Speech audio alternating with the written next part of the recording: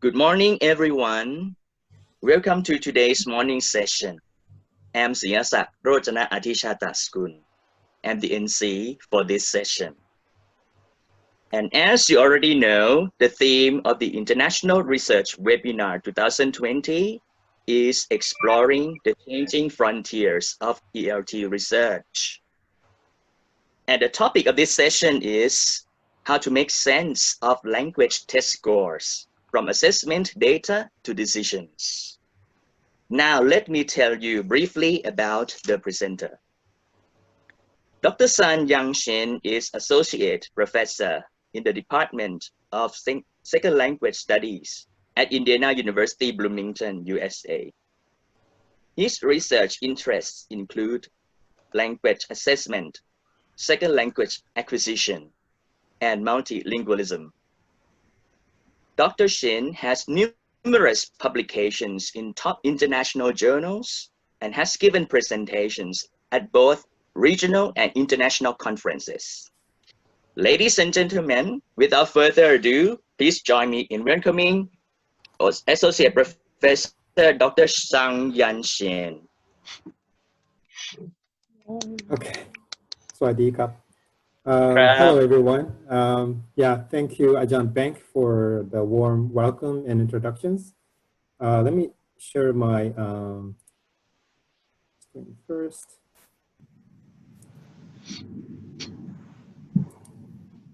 Okay, so you can see that title of my talk and the front cover of my slide. So first of all, thank you everyone for coming to my talk, and I hope everybody is staying safe and healthy during these difficult times. As you may know, because of these COVID-19 pandemic, we're witnessing rapid changes in every aspect of our life, right? And the way we teach and assess English language is not an exception. So I think it's a really high time to contemplate the new frontiers we are facing and those we could encounter in the future. But it's also worthwhile to consider the frontiers of the past. So in today's talk, I'd like to share with you how the way we interpret and use test scores has changed and will change, and how this will affect the language teaching and testing practices and research in the future. So let's start with some simple questions you may have about language assessment, like what do test scores mean and do they really matter? If they do, to whom, and why do we even bother testing students' language ability? They don't seem to enjoy it anyway. So let me address these questions by drawing some kind of a analogy to measurement of your body weight. So why do we measure your body? We weigh our body to get an accurate picture of our health so that we could live a healthier life or look better. Then based on the result of our body weight, we sometimes change our diet and we decided to do more exercises.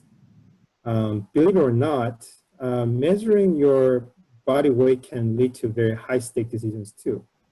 So, for example, like the boxers and wrestlers compete by weight because the weight of a person's determine the impact on their opponent. So in that case, accurate measurement of body weight is very important to make sure that they have a fair sports.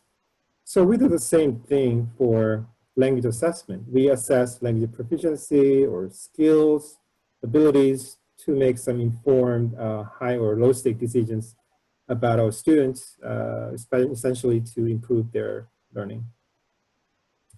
So we'll explore how the way we interpret and use language test scores has changed and what assessment tasks have been used to allow us to make inference about test takers' language abilities or skills we like to measure. So let's talk about what decisions we often make about our students regarding their language proficiency. So according to CAR 2011, our decisions can be largely broken down into the curriculum related and non-curriculum related decisions. So under curriculum related decisions, we make mostly like in an educational context, we make admission decisions, placement decisions, and diagnosis decision, and progress decisions, and achievement decisions about our students. Whereas under non-curriculum decisions, we make decisions about test takers' proficiency, and sometimes we use test scores for like screening job applicants. So it is interesting to see that how the way we use language test scores has also changed over time. So like in old days, people use the language test scores for identification purposes. So for example, like in the Old Testament in the Bible, has a story about the shibboleth, which is kind of like a simple Hebrew pronunciation test. So they have like in-group and out-group, these two groups speak Hebrew, but they speak a specific Hebrew dialect. But one group cannot pronounce shibboleth as a fricative. They pronounce as a stop sound like sibboleth. So people can use this simple one-word pronunciation test to identify the group membership. So in old days, people use language assessment to make some kind of identification purposes. But like in Asian countries like Korea and China, language assessments with the focus on specific Chinese classics or literature or calligraphy was used for selections or appointment or screening purposes, mainly for hiring administrative officials and civil servants. Sometimes even with the presence of kings or emperors. And then during 18th and 19th century in Europe, language assessments was used for like certifications or exit tests for certain profession or course. So in these tests, the major construct was like test takers' understanding of literature or culture in a foreign country, so that the common tests they used were like translation, dictation, and reading aloud tasks. But in a modern history of language assessment, especially admission tests become very popular. So the tests like you may be familiar with the IELTS, TOEFL, PTE test has been used for admission purposes. And now, but like during since 1960s and 70s, educators started paying more attention to formative assessment rather than summative assessment in using the test scores. They use the test scores to monitor students' progress, and they want to use the test score to support the students' learning. You may have heard about the term like dynamic assessment. So dynamic assessment is a one kind of a teacher-mediated assessment to better capture students' potential language abilities while enhancing their language learning. So now more and more people like endorsing the using assessment either for learning or as learning. Now let's talk about the construct we often measure has changed over time. So the major construct in old days being measured in a test was linguistic knowledge or their understanding of literature. But as time goes by, like since Himes and Cornelius Swain and Bachman came up with ideas about communicative competence, the major construct being measured became like communicative language abilities, with more focus on fluency over accuracy and actual language use in real life context. So more recently, some language testing researchers have argued that language abilities doesn't even like exist within each individual language users, rather co-constructed among language users. So the view of language ability has changed over time as well. So with such changes in test score use and construct, different assessment tasks has been developed and used accordingly. So different focus on fundamental test qualities like authenticity, validity, interactiveness, impact and reliability, and practicality determine the use of different language tasks. So in old days, selective response format tasks or limited production tasks like true false, post tasks, felicitation invitation tasks, description tasks, short answer questions task has been used. But as we more interested about assessing communicative language abilities for both summative and formative purposes, with more focus on authenticity, validity, and interactiveness, we now started to use more these kind of extended production tasks. But this is important to remember that such changes in assessment tasks are not linear. It's kind of like a swinging clock, like a pendulum of assessment task preferences, swing back and forth from the selective response, extended test, based depending on what specific test qualities you value the most. So I think most of you are already familiar with the selective response or limited production task.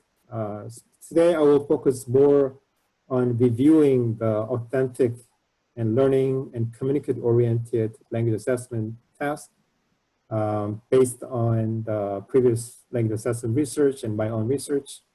I'll introduce the ACFL OPI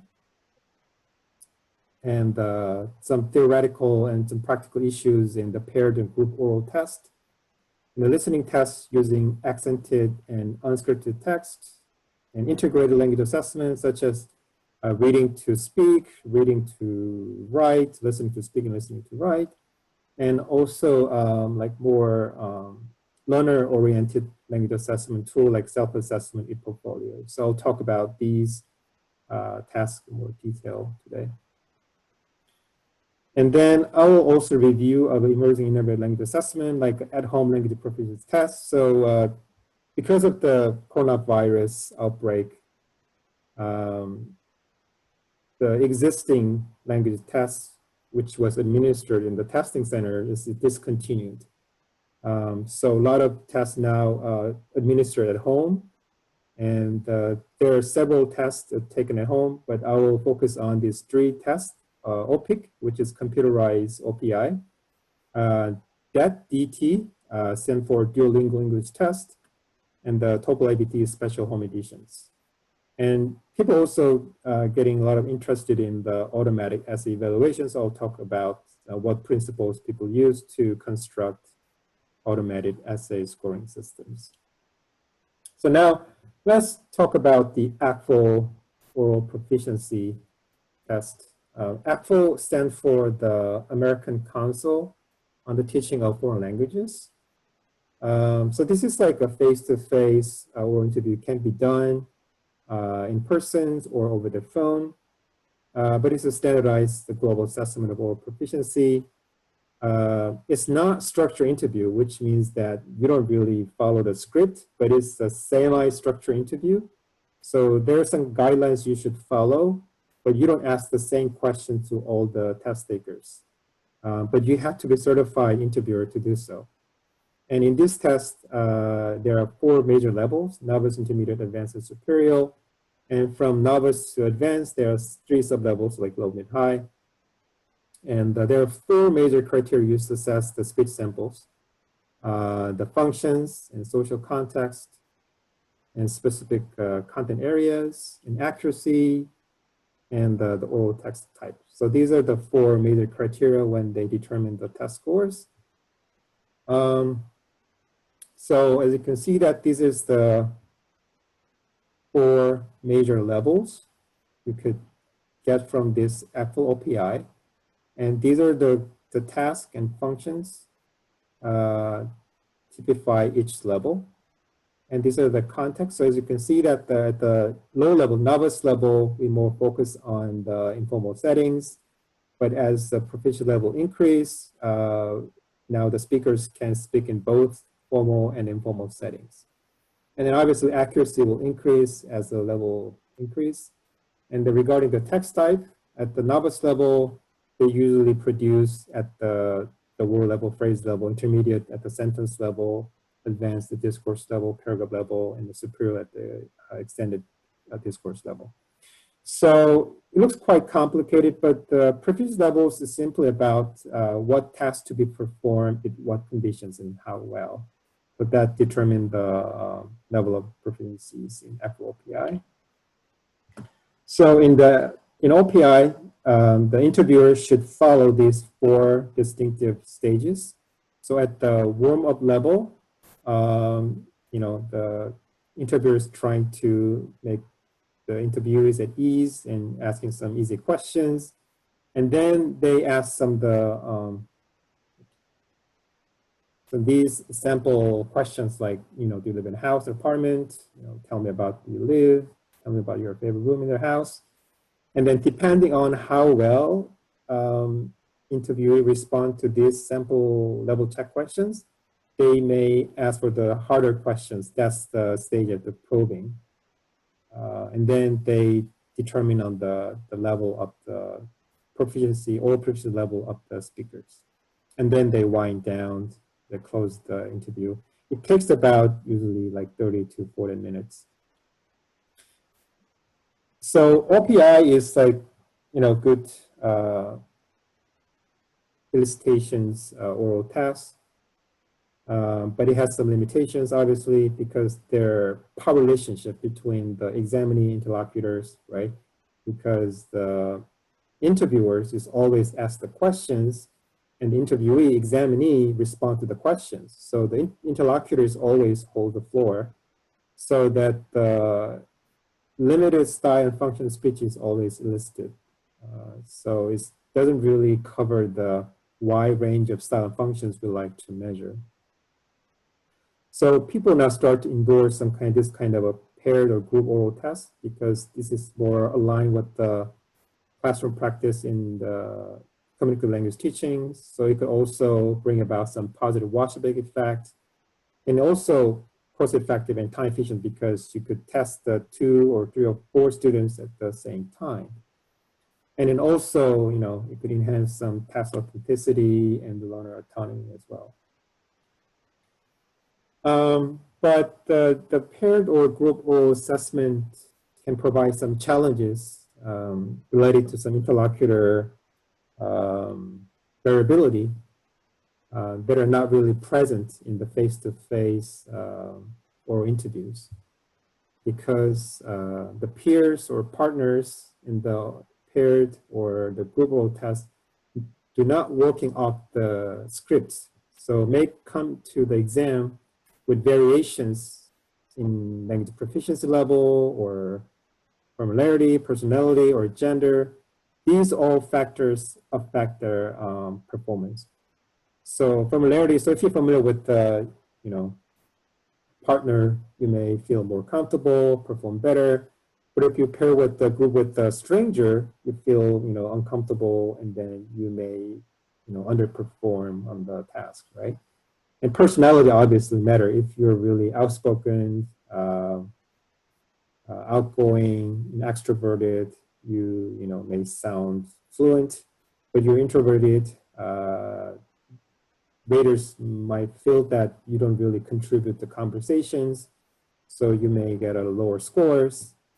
Gender is interesting. So some people like Brown McNamara, for example, found that when Japanese students, the female Japanese students are paired with male Japanese students, they perform worse than when then they're paired with a female Japanese student. So this is not always straightforward, but in some context, some culture, gender of a partner may influence the speaker's performance in the paired or group performance, group speaking test.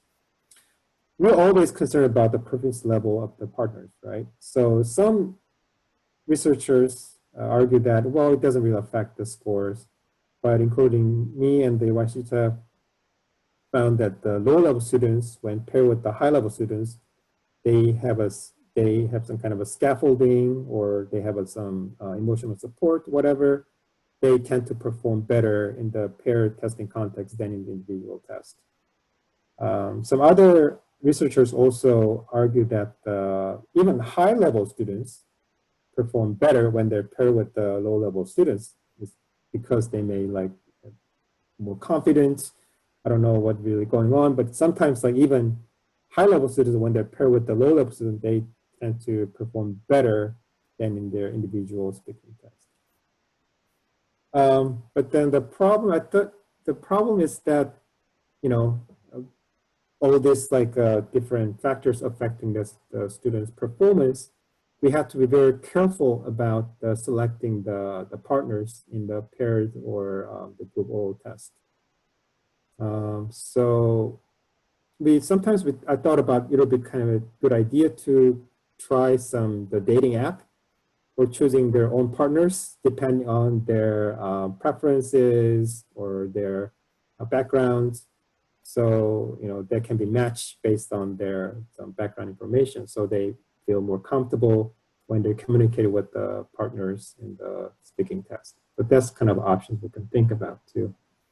We also think about, we have to make sure that the scoring criteria should be beyond what we normally measure in speaking tests like pronunciation, fluency, and grammar, because we like to assess how well they interact with each other. So we may also want to assess like how well they take turns appropriately, how well they can make relevant comments, how well they can connect their ideas to partners' ideas, how they expand their partners' ideas, something like that. So we need specific rubrics to assess such interactional competence in the paired or group speaking test. Now, I'll switch the gear to the listening test. So these days, people think about using the accented text. So you have to include the different varieties of language. So if you use only the native speaker English as a listening input, we may underrepresent the target TLU, stand for target language use domain, because in the real world, a lot of people speak their own variety of Englishes. So accommodating this like multiple variety of Englishes might broaden the construct of listening comprehensions, also reflects some of the current movement towards the world Englishes. But the problem is that accent familiarity, or people call it like shared L1.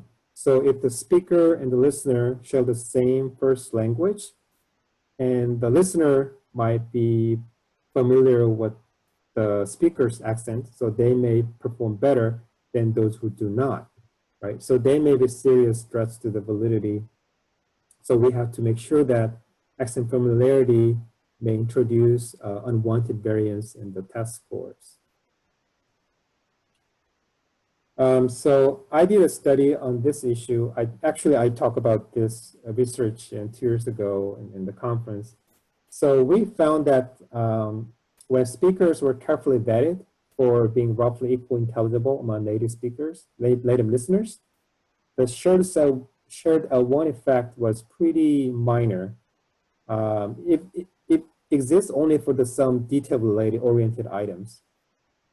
So we found that if you carefully select accented speakers, we don't have to really worry about having some serious shared L1 effect in listening test scores. And also we found it quite interesting that the Indian listeners, when they listen to the Hindi accent in English, they said that they're kind of familiar with the Hindi accent in English. A lot of Chinese listeners said that they never spoke to other Chinese people in English, so they're not really familiar with the Mandarin English is than the Indian listeners familiar with the Hindi accent English. Now, I want to talk about the listening test using unscripted text. So we're kind of familiar with listening to the scripted text rather than unscripted text. So I will share the examples of these scripted, unscripted spoken text, and I'll discuss this further. So let me share the audio first.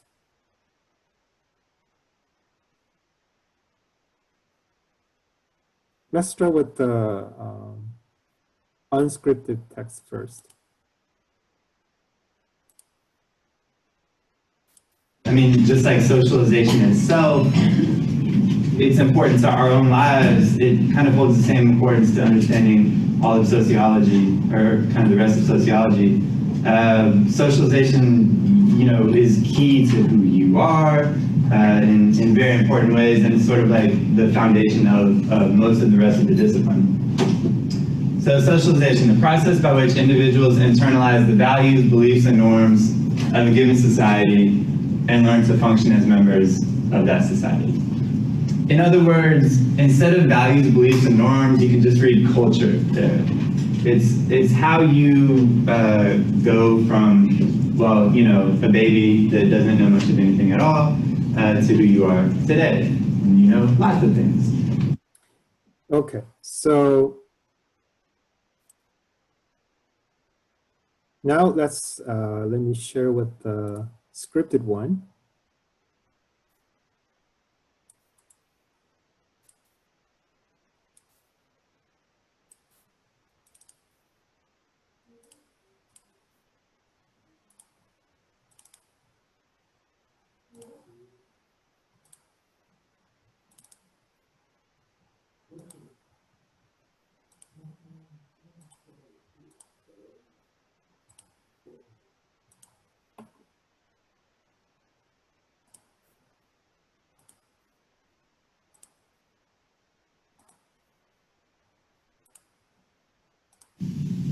A study by sleep researchers at Harvard University and several British institutions confirms that our internal biological clocks are programmed to put us in our worst mood just before we wake up. Imagine it. Every morning at 7:30 you hear your alarm clock. But one morning you have to get up a couple of hours early. You're likely to be grumpier than usual because of two things. Number one, you got less sleep. Number two, sleep researchers now say you woke up at the worst time for your biological clock.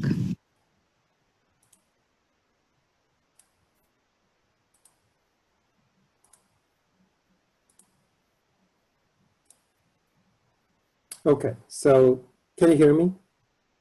Okay, so as you can tell, right, the unscripted text, like, you know, the real life speech, there's more hesitations, repetitions, and the shorter idea units. There are fewer embedded clauses, it's more connective speech. The speakers use more informal vocabulary. But in the scripted text, right, there are zero hesitations, no repetitions at all, right? And there are a lot of embedded clauses. Although the speech itself is very clear, you probably prefer the scripted one over the unscripted ones, right? But the problem is, in the real life, we always listen to unscripted text. So some people argue that it's kind of a good idea to implement the unscripted text in the listening test, because we have we could have more authenticity, because we can see that the higher degree of correspondence between the task and the real world listening task. So we can make a valid inference about test takers' listening ability and the real world communications. But the problem is that it was very difficult for us to get us some copyright from the speakers. Some speakers kind of reluctant to allow us to videotape and use as a listening test input. And also, the sound quality was not that great. So we have to do a lot of trimming and editing in the video and audio. But these days, you know, we teach classes in Zoom and other the video setting. So we recorded the videos in the Zoom sessions. So we could use those sessions as a listening input. That's kind of a possibility that we could think about when you develop a listening test. Now, I want to move on to the self-assessment. So self-assessment has, some advantages, like it's accessible, it's easy. It doesn't take that long. It also has some positive benefits for the student side. So it could promote student ownership, responsibility in the assessment process. It also facilitate learner autonomy and motivations. But teachers really don't like the self-assessment, right? Because teachers do not trust the way they assess, the way the students assess themselves, because it's not that reliable, it's not accurate. Depending on the culture, some students may overestimate themselves. Well, yeah, I'm very good. I'm, intermediate high, although he's like belong to novice high, right? And in some culture, too modest and humble, they underestimate themselves. Oh, I'm not that good. So their self-assessment result is not that really accurate. So some people like to question about the reliability of self-assessment results. But it has some the advantages, especially in the load stake testing context. I found that the Butler and Lee articles on the off-task and on-task self-assessment pretty insightful. So off-task self-assessment is kind of a self-assessment questions we often use in our classroom-based assessment context. You just ask students about their performance in general using some can-do statements in kind of very deep contextual ways. So the questions like, can you talk about yourself? Including like your age, birthday, and hobbies. Can you do that? But it's possible students have never done this task before, right? So they cannot really accurately estimate their abilities for doing this general task. But on the other hand, on the on-task self-assessments, we could ask students to their performance right after their specific task completion. So the same questions I could talk with myself in English when I was asked in class today. So students did this task, and right after this task completions, they're asked how well and whether or not they can do this specific task successfully. So if you combine those off-task and on-task self-assessment together, you probably have a more valid picture of students' ability or skills while enhancing the learner autonomy and motivation. The e-portfolios is kind of a tool that you combine with the self-assessment. So the e-portfolio is like the collection of students' work. It could be written work, their oral work, but you collect the students' work in kind of a systematic way, and you put them in their electronic folder. So it's like self-assessment. This is learner-oriented assessment or learning tools. So we could monitor their ongoing and the cumulative record of language development. We could have insights into their each individual progress. And we could see their really tangible, shareable evidence, right? It's just not the numbers. Like we have videos captured for the student's performance. We could share with the parents or other students, right? So it could promote the learner autonomy. The European language portfolio, I think, is a really good example that we could model in some other context. So this European language portfolio is based on the Common European Framework of Reference, CFR. So it covered all language skills, including listening, reading, spoken interaction, productions, writing, at all CFR 6 levels.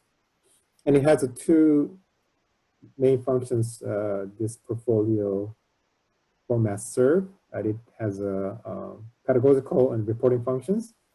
What's interesting about this European language portfolio, it has 3 required elements like language passport and language biography and dossier. Let me explain what these are.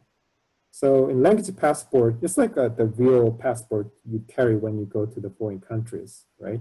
So the language passport included some summary of your L2 learners' linguistic identity and language learning experiences. So it's a little hard to see, but then it has your some background information, your like name and date of birth, right? And then your overall level of language proficiency based on your self-assessment and your experiences in the target languages, right? So this kind of like summary of your language profile, right? That's language passport. And the second component is a language biography. So it has a lot of self-assessment. This is off-task self-assessment, some generic can-do statements, and the students like the click or check off. This is yes and no, appropriate to each questions. Okay. So this is really the tangible evidence what they can or cannot do regarding some language skills. I think the last one is a very interesting, it's called a dossier. So in this component, the teachers collect and put all the students' work on the specific folder, and the students can show it to the future employers or the admission officers, so they can show that this is what they can do in different language skills. Like this might include the video of their oral presentations or essays, right? So this is the really tangible evidence of their language abilities. Okay, now I'll move on to the integrated language assessments. So we combined different language skills when we use language in real life, right? We often read, listen, but at the same time, we speak and write.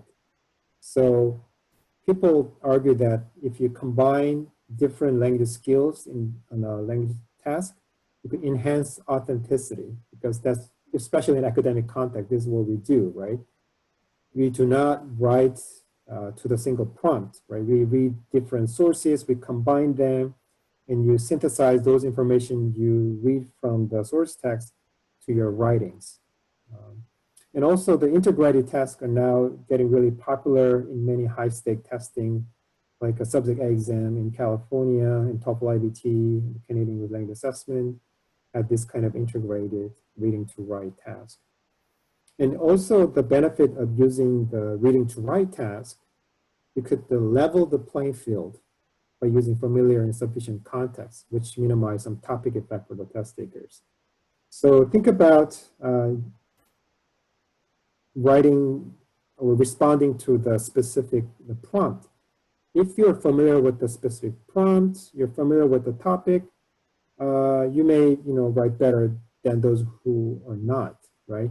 But reading to write task, all the test takers had to read the source text. So the topic effect can be minimized because we expose students to the same reading materials. Okay, now, but despite this obvious advantage of using integrated language assessment, it is kind of a little bit difficult to pinpoint what specific language abilities being measured in this kind of integrated assessment. Some scholars just argue that this reading to write task is just another version of a writing task, because writing skills is that matter the most, right? Reading is not that important in the performance in the integrated reading to write task. Right, but some people like Ascension said that, well, the reading to write construct is independent, is different from the combining reading and writing skills. But the Plakans, they said that, well, reading really matters in the reading to write task. They did some qualitative research, and they show that the reading ability really contributing the students' performance in reading to write task. But we found that the a lot of previous reading to write research based on the understanding of a single passage, not the multiple passages. And they look at the holistic scores, not the each analytic scores. So this kind of issue motivate our research, which is published in Language Testing in 2015. So my colleague and Dorian Ewart and I found that the reading to write task may tap into both reading and writing abilities because the both composite and separate analytic scores are highly correlated with their independent reading and writing scores. So we came up with the data-based analytic scoring components. So the first one is a viewpoint recognitions. So this is about how well students understand two opposite positions presented in the source text, and then whether or not students really have their own stances on these positions in their writings. And then the second one is we call the text engagement. This is pretty much about appropriate the source text use. There are two possible text engagements. One is overusing the source text. It's kind of similar to plagiarism. So they use a lot of the words and phrases in their writing verbatim. The opposite case was also possible, although it's not as common as the overuse of the source text. We call it underuse. So some students like totally disregard the source text and just write about it's not really relevant to the arguments made in the source text. So we took into account these underuse, overuse in the reading to write test. And the organizations is about the essay structure and the cohesion. So it's about how well students make some argument in some kind of a cohesive way, both at the paragraph level and then the sentence level. And the first one is development, is about how well the main argument is supported by the examples and explanations. The last one is the common one, oops, the common rubric component open use in the independent writing. The language use is pretty much about accuracy and the richness of vocabulary and the grammar. So we came up with these 5 analytic components to capture students' performance in reading to write task. And we found that each analytic rubric captured the student difference in variability of the performance in reading to write task. And the raters assign the scores each domain in a very consistent way. So we found that these analytic rating rubrics produce very reliable test scores for the reading to write task. But one caveat we found was that we need to spend more time on the rater training because raters need to understand the source text very well so that they could judge its ability to combine and synthesize the selected information from the source text. So we have to make sure that the rater is fully understood the source text, and they should assign the scores for the reading relevant components in their writing, the ratings. Now, I'd like to move on to the topic that probably relate to many of us today. That what we call the at-home language proficiency test. So the OPIC is OPIC, is a computerized OPI, and the Duolingo English test is a DAT, is a at-home language proficiency test. When they create this test, they make this test as at home. So this is a built-in at-home language test. And TOEFL Special Home Editions is the format-wise is the same as TOEFL IDT, but it's administered at home by proctored online. So I'll talk a little bit more about each test one by one.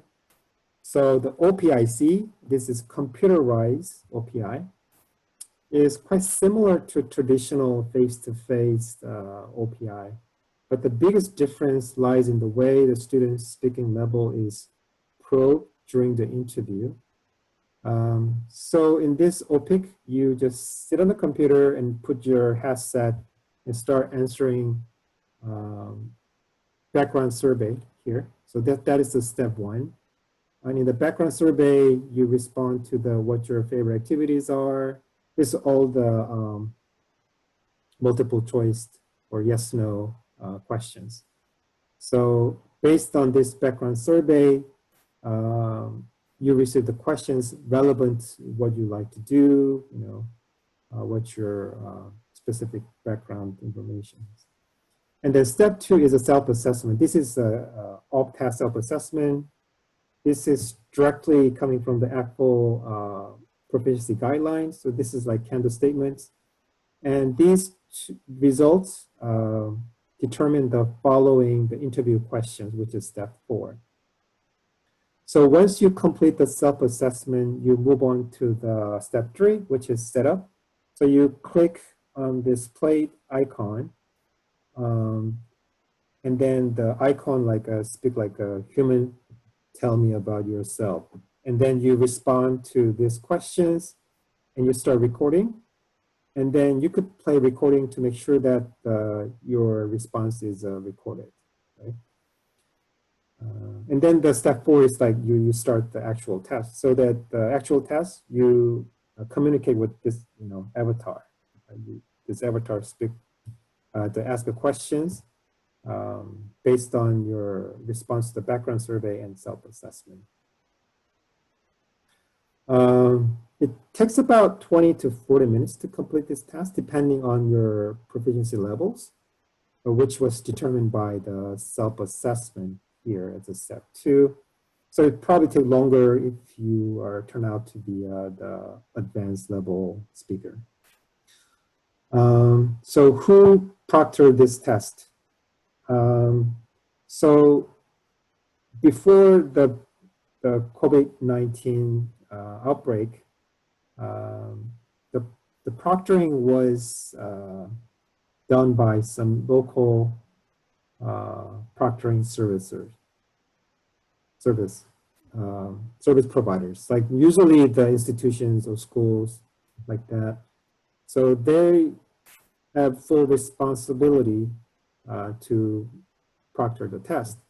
But now you cannot do this in this kind of COVID-19 situation. So what happens now, the ACFL hired the third party, the proctoring service, like Examity. So they have a remote online proctoring service. So how it works is that the remote online proctoring service asks test takers to allow the remote access to your computer, so that you don't have a control over your computer, and they do. But fortunately, that program will be uninstalled after the test is over. And always remote proctoring asks for the confirmation of your identity by showing your picture ID. They always check your identity first. Okay, now Duolingo English test. So many of you already use the Duolingo app, right? But not familiar with the Duolingo English test. So this is really fully online at home language test. All you need to do is your government ID to confirm your identity. Sit down in the quiet and well-lit room. One thing really people like about this test, it takes only 1 hour to complete the whole test. So as long as you have reliable internet connections, with the supported browser, the camera, microphone, speakers, you're just way to go, just can take the test. And also this test is based on computer adaptive test, right? So which means that the difficulty level of the task, this test has a 7 task. The difficulty level of the following task depend on your performance on the previous task, right? So that's why you could complete the task in a shorter time than the other, like a TOEFL, IBT, or IELTS test. And the scoring is 10 to 160. Believe it or not, you could get the results within 48 hours, right? Because all your responses is a machine scored. Now I will show you that what each test looks like in the Duolingo English test. So the first one is a C test. So you know what C test is, right? So the C test has a short written passage with the first and the last sentence complete, but the middle sentences have parts of words missing, with the blank for each missing letter of the word. And then you must fill in the missing letters, and the letters that have been completed by you are shown in orange like this. So this is the missing part, and this is orange part you just fill in. So this is the C test. And then another one is a yes/no vocabulary test in a written form. So with this test, the test taker is presented with the list of English words and pseudo words, and test taker must identify the actual English words by clicking on them. So like, we don't have such word like a sum there, right? So you don't click on it, but bookstore, that such word exists, so you click on it, right? And the next one is audio. So in the audio version of the yes/no vocabulary test, the test taker click on the sound icon, and if you think that that word is a real English word, not the pseudo words. And next one is a dictation. So in the dictation test, test taker hear the spoken text and then type using a keyboard. And test taker has just 1 minute to complete the task, and they can hear the spoken text up to 3 times. So you could play the button 3 times. The next one is elicited imitations task, or read aloud. So you can see the sentence here. So just like read and repeat. I do not live to eat, but eat to live, like that, right? So note that this elicited imitation is not typical one. Usually in the traditional elicited imitation test, you usually listen and repeat, not the read and repeat, right? But then, you know, the Duolingo English test use this kind of task. And now they have an extended speaking task. So you describe and you respond to one of these questions. And you have like a 30 seconds to record your response. But the Duolingo English test, they said that the questions are not the same for the all test takers. So the questions change depending on your previous performance on the task. It's because it's the computer adaptive test. Right?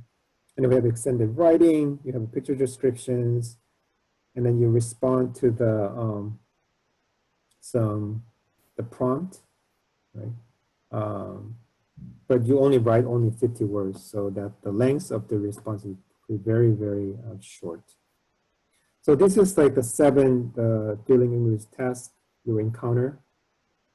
But the next one is TOEFL IBT Special Home Editions. This is not nothing new at all, because this is the same format of the structure, but it's only administered online at home. So it takes 3 to 4 hours to complete the whole test. It could use for admission decisions, like in the traditional test-centered test results. But obviously, to make sure that the security, they use the both live and machine proctored. They use the ProctorU. This is the live online proctoring service.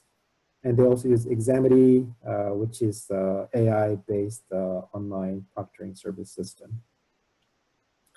So, I mean, the big benefit of using all these tests is that you could take the test at home, especially at this kind of COVID-19. You cannot go to the testing center to take the test, right? And also, like a Duolingo or OPIC, the student responses are machine scored. So you don't have the reliability problem. So the high reliability is the strength of a Duolingo English test, right? But we are kind of compromise the validity because as you can see that we don't really test students' actual comprehension of a spoken and written text. We don't assess, the discourse, interactional competence, which is the critical in actual language use. And it could invite some negative washback. I'm not talking about TOEFL IBT special edition or OPIC, but like a Duolingo test or the Pearson, the Versant test, using a lot of tasks amenable to the machine scoring. So their task is pretty much discrete point items. So it might invite, or not might invite, very likely to have some negative washback. And some technology requirements, they're not really picky about the hardware systems, but they definitely require the stable, fast internet connections. So if you're not have stable internet connections, you cannot take this test at home. That's the big limitation of this. But obviously, the most big problem is exam security, right? So we're not, quite sure that the person who's taking the test at home is that person they, said that, they are. So it's possible that we have some identity fraud problems. Although we have online proctoring systems, but sometimes it's hard to see a person's picture online using some camera. And the cheating is also issue, but I don't think it's not the big issue, especially is a speed test because they don't have a time to look for the other disallowed materials or reference books because they don't have a time, and also they're constantly monitored by the camera. But identity fraud will be probably a big issue. And OPIC or Duolingo English test is not a big issue, but then TOEFL ETS is a big concern about exporting exam material. So it's possible that students may, take a picture of the prompts or the questions. They may sell to the other test takers, right? So the exam security will be a big concern of many in-house at-home English proficiency assessment tests. Okay, I think I don't have much time left, but let's briefly go over the automated essay evaluation system. So people can use these automated essay evaluations to score essays, right? So this is not like scoring yes/no questions. This automated essay evaluations like E-Rater can score students' essays automatically. So the TOEFL IBT, the ETS use the E-Rater, which complement the human rater. So your essays written for the TOEFL IBT scored by the human and also the E-Rater. And if the discrepancy occurs, they invite another human rater, and then that's going to be the final score on the TOEFL IBT essays. And then automated essay scoring system using these three principles. One is a statistic-based. So they identify some specific textual features that could predict the scores. So they focus on the mechanics like, sentence complexity and the number of the words like that. So they use those kind of specific textual features to model the humans' raters' holistic scoring. Thanks to the advancements in technology, now this automatic essay scoring systems can look at the content as well, although it's still based on the keywords matching and the synonyms. But they can still develop the automatic scoring systems based on this kind of a meaning. But the most commonly used one is a hybrid one. So they combine both these statistic-based and rule-based, knowledge-based scoring systems. And they use this model to score the student essays. But obviously, there are objections to automated essay evaluations, which is well articulated. Huang and Kunan, 2016, published in Language Assessment Quarterly. A lot of studies have shown that there are high correlation between human raters and then automatic essay scoring system. But you have to remember that high reliability or agreement does not equal validity, right? So because this automatic scoring system is like too much on the specific textual features that can be easily quantified, they cannot capture like, the organizations, the development, which is the critical writing skills in the academic context. And also, the Huang and Kunan found that the off-topic essay could trick the system. So what they meant by is that students write really off-topic, right?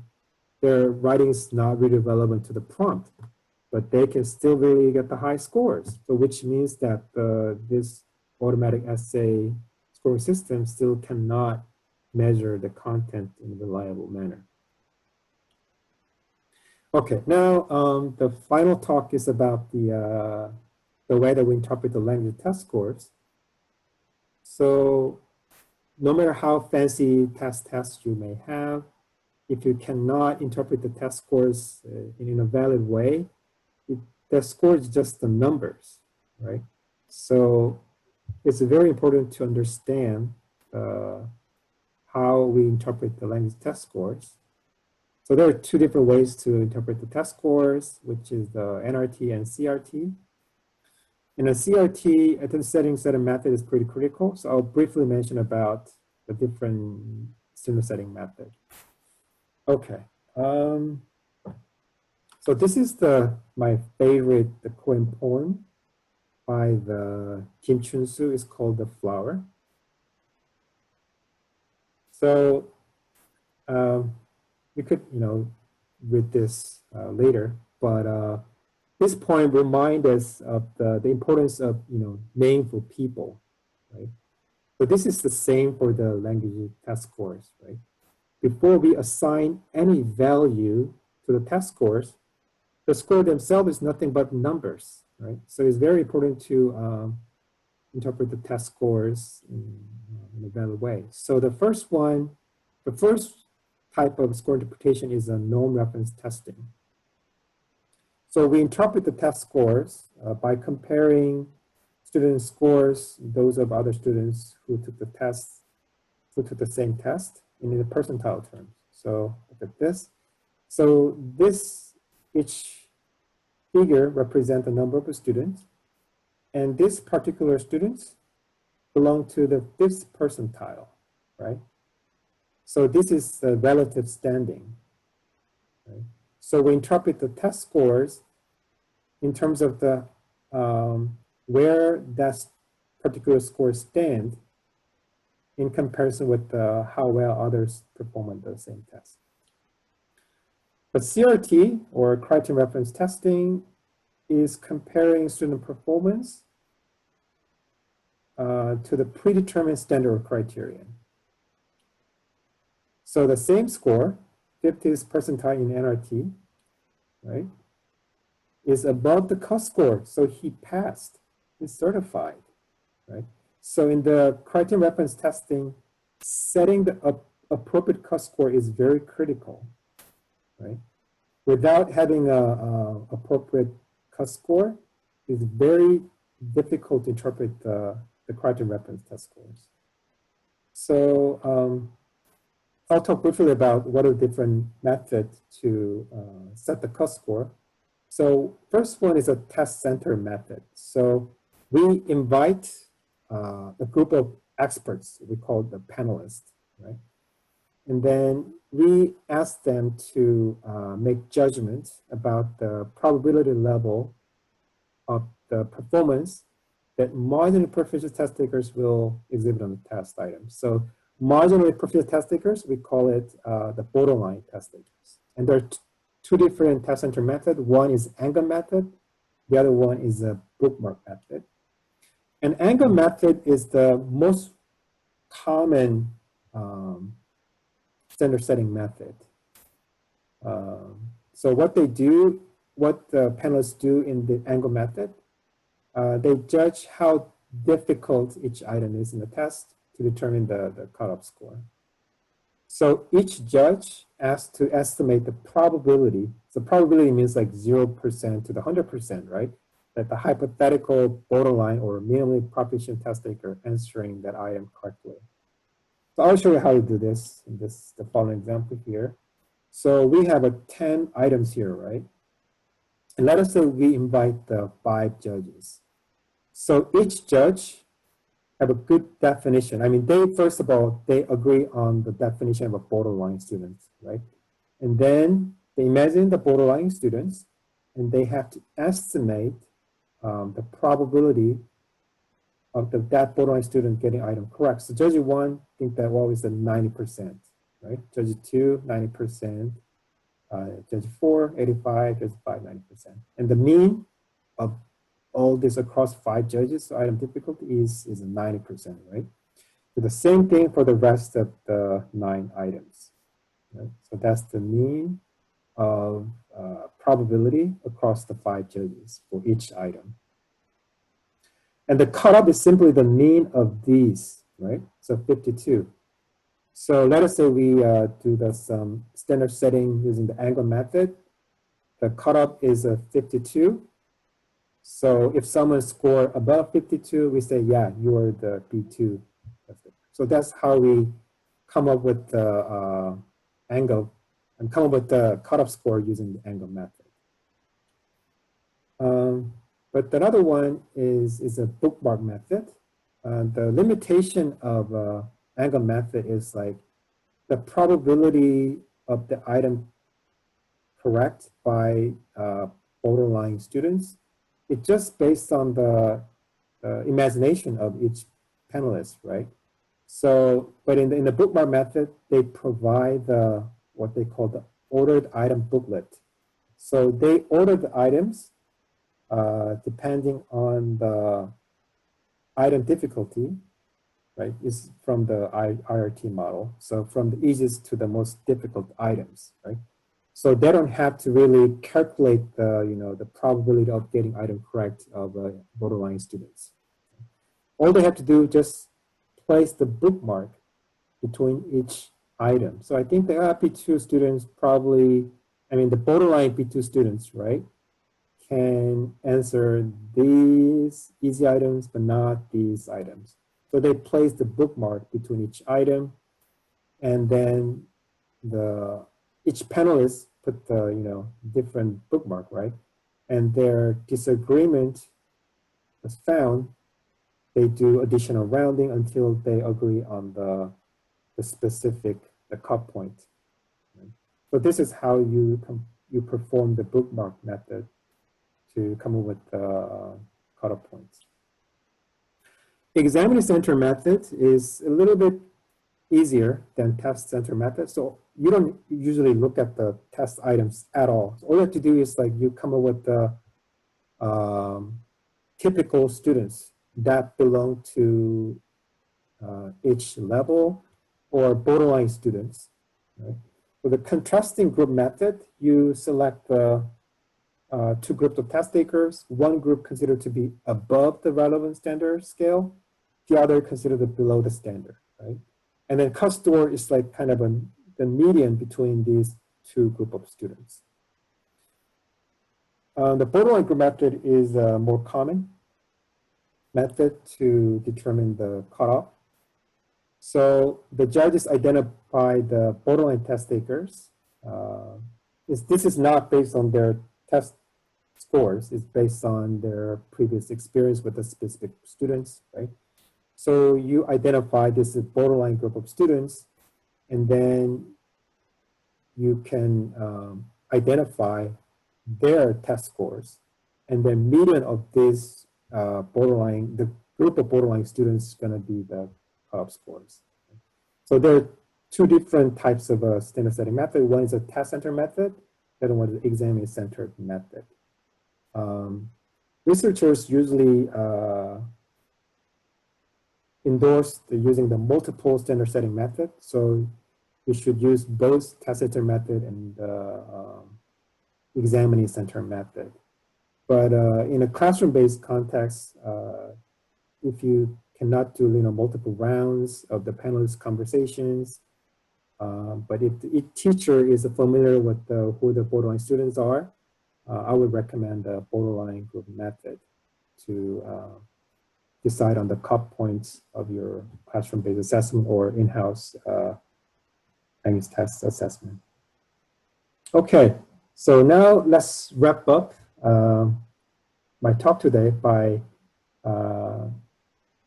coming with some outstanding issues and new frontiers in the language assessment practices and research. So we still need to develop, validate authentic interactive language assessment tests so we can make more valid inferences about the test takers' language ability. We also need to develop, validate automated scoring systems, not only for the discrete point items, but for the open-ended extended speech and writing products.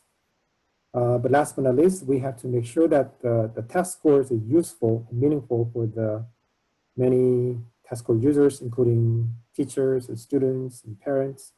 Right? So we have to make sure that our test scores are transparent, understandable to many test takers and other stakeholders as well. Okay, so that's the end of my talk, and I will take any questions you may have. Thank you.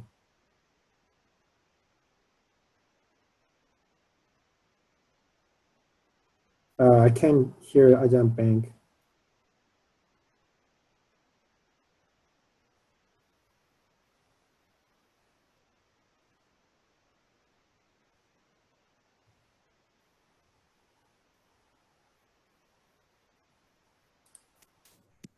All right, now it's time for the Q&A session, which will take around 10 to 15 minutes. If you have any questions, please feel free to ask the presenter right now.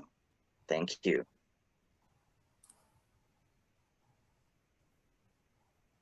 Any questions? In the chat box, I see that a couple of questions raised. Yes, there's a question from Catherine Robbo. If you cannot test online, especially this pandemic time, because of technology and of fear of lack of exam security, can we still make a decision to promote the students? Aren't standards compromised? Well, now this is kind of a tough situation, right? So a lot of the standardized tests has been discontinued because students cannot take the test at the testing center. So alternatives like I just talked about today is like OPIC or Duolingo English test or TOEFL IBT home editions. And I also know that the IELTS have also the at-home, the version of the test, but they call it indicator. So you cannot use the test score for the high stake decisions. But there are some options available. So what institutions do in the US in this kind of situation, so now they accept the Duolingo English test scores, but then conditionally. So, so they have to, demonstrate their writing ability, like in the SAT or other existing scores, or sometimes like they're asked to do, the in-house writing test as well as a backup. So there's some alternatives still available, that the at-home English language proficiency test, but still, security should be, must be compromised. But as I said in my talk, the third-party remote online proctoring service seems to be, quite reliable. And then also the live proctoring is possible. So I don't really strongly recommend using the at-home exam for making really high-stake decisions, but like, medium or low-stake decisions, I think we could still use a at-home language proficiency test. Thank you very much. Next one. Are online tests as valid as performance tests? So like there are different versions of online tests. So that like TOEFL home special editions, the task is all exactly same as a traditional TOEFL IBT test, right? So we don't have to worry about the validity. Only the platform has changed, right? So the delivery format has changed from in-person to online. But like a Duolingo English test or the Versa English test, which heavily rely on the discrete point items, the validity is severely threatened, right? As you can see from the yes/no vocabulary test questions, I'm not sure what kind of information we can learn from those kind of a test performance, right? I mean, we don't do identify pseudo words and real words. That's not even the common vocabulary test we use in the other well-established vocabulary testing research.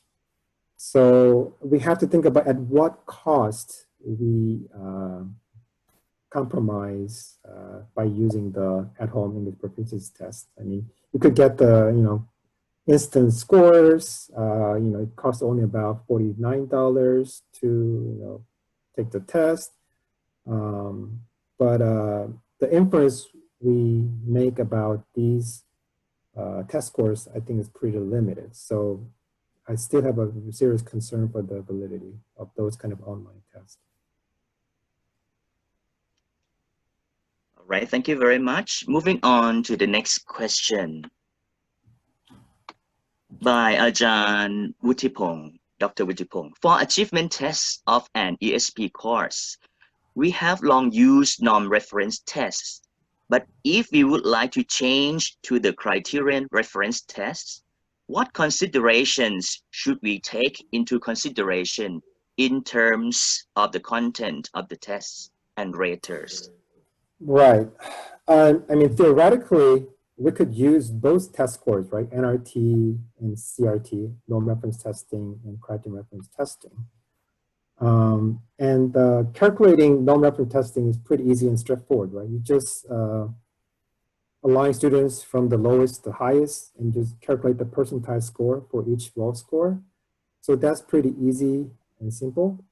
But to calculate the criterion reference testing, the first step is you have to come up with the performance level indicators or the standards or the criterions, right? And then CUT score is simply the operationalized version of those desired performance indicators. So to come up with the valid, reliable criterion reference test score, the very first step is the teachers agree on these level descriptors. And the level descriptors should not just like the vague statements. Make sure that those level descriptors are observable and measurable. Otherwise, those level descriptors is not really useful. So the first step to come up with the criterion reference testing is to write up performance level indicators, which are measurable and observable. And then next step is you have to come up with the cut points using either test center method or examining center method. All right, thank you very much, Dr. Shin. Any more questions? Feel free to ask now. Any more?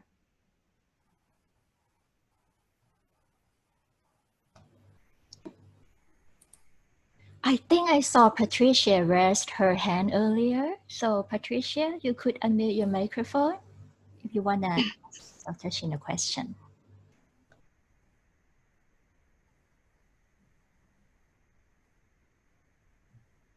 Patricia, are you there?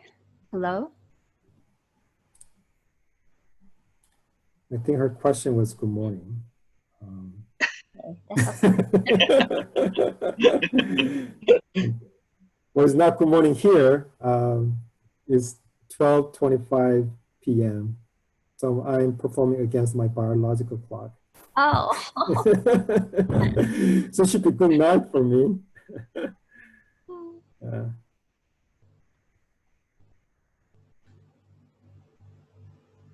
Okay. I guess there are no more questions. Okay. Yeah. Thank you. It's time to sleep here. So, thank you very much, Dr. Sangyan Shin, for your amazing talk.